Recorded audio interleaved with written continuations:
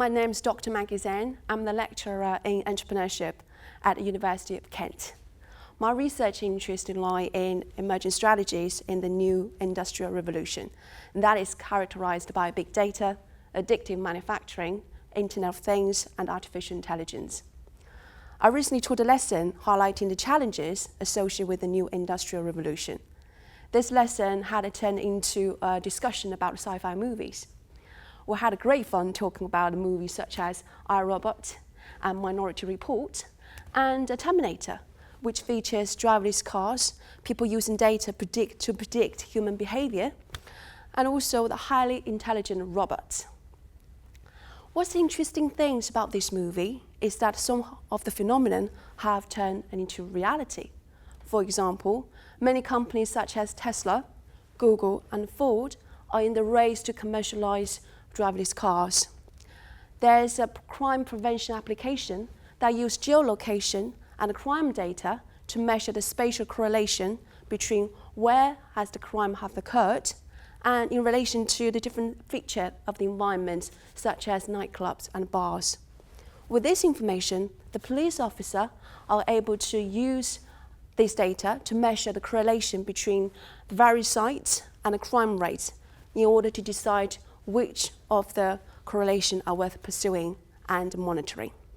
For artificial intelligence, some of us use on a daily basis, for example, iPhone Siri. On the more complicated level, and Google's AlphaGo is able to beat all the chess and Go grandmasters. So machine learning is quickly improving and impacting upon many important industries. At some level, the ability of this machine learning is even higher than the human beings. According to the World Economic Forum held earlier this year, it was predicted that 7.1 million jobs could be lost by redundancy and automation by the year 2020. And some of the jobs will be replaced by artificial intelligence. It not only include blue-collar jobs, but also white-collar jobs, including financial advisor, insurance agent, doctors, and teachers. As entire industry adjusts, most occupations will undergo fundamental transformations. Some of jobs will be lost, but many new jobs will be created. However, for these kind of new jobs, a completely different kind of skill set will be required in order to perform them. So how is this going to impact us as a university student, particularly for the business school students, where the theory we use to understand the business landscape that surrounds us today are heavily drawn from the previous industrial revolution that is focused on efficiency, standardization, compliance. That's why Henry Ford used to say, "Why is every time I ask for a pair of hands, they always come with a brain attached?" That's what happened at the workplace. You always do what you were told to do. Your job always entails repetitive tasks. The company always want to focus on efficiency, where they want to squeeze as much as they can from your physical labors, but rarely value your brain and your creativity. Even though some organizations do value your creativity, they are restricted by the inflexible organizational structure that can easily wear out your passion and initiative. So that in the new context of industrial revolution, there are going to be many fundamental changes and shifting in terms from shifting focus from efficiency to innovation, from hierarchical organizational structure to flat organizational structure, from fund level of competition to ecosystem level of competition. And all those phenomena we witness today are yet to be fully captured by the current business academic theory. So what's that left for us as a business school student, where the theory we learn from the lectures, from the schools, to some level is kind of obsolete in the future? One of the interesting conversations students often have with me is that if it is not assessed, why do I have to learn it? Or can you tell us what to write? Or can you tell us what do you want for your exam? This conversation really worries me.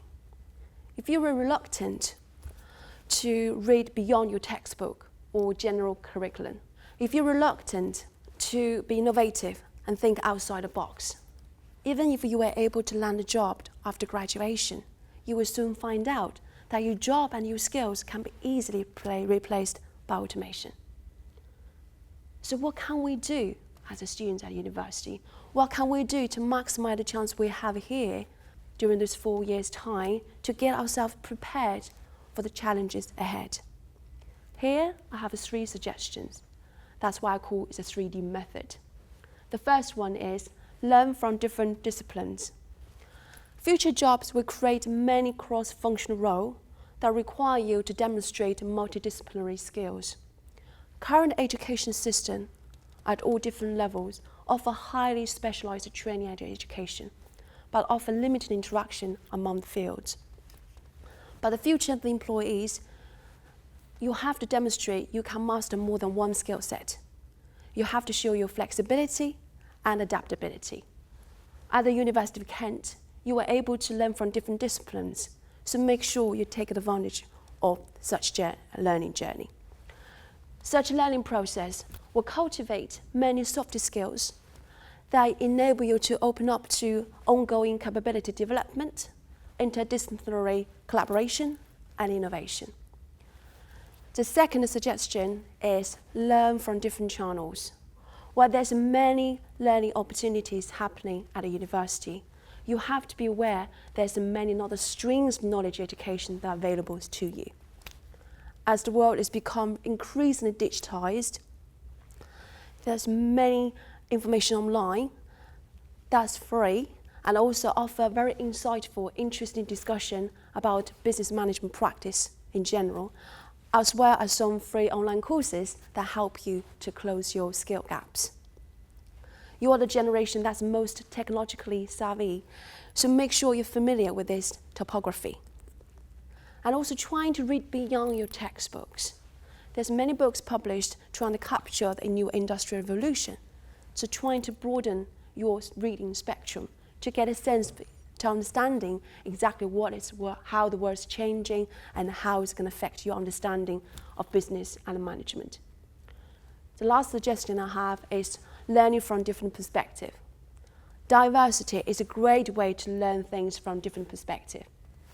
Such a holistic view of the world and understanding is also a great way to boost innovation and human creativity. Embrace pluralism. Most academic theory are drawn heavily from the West, trying to find out exactly what's happening in the Far East. You'll be amazed how many innovative and great, interesting examples that can show you what the management style or the management skills you will need in order to prepare yourself for the future challenge. And also embrace the diversity. The University of Kent is such a great place to be because we champion diversity. So please be open-minded, talk to different people from different backgrounds, learn from the perspective, understand their interpretation of the world and the business landscape, to understand their perspective of different things that surround them. So that's a really good way to have that diversified ideas about the world around you. So this is what I call my 3D method. So as you continue your education, think again before you ask yourself this question. Am I here for a degree to get a job that may no longer exist when I graduate? Or am I here to develop skills and the knowledge that help me to be competitive in the future? Thank you for listening.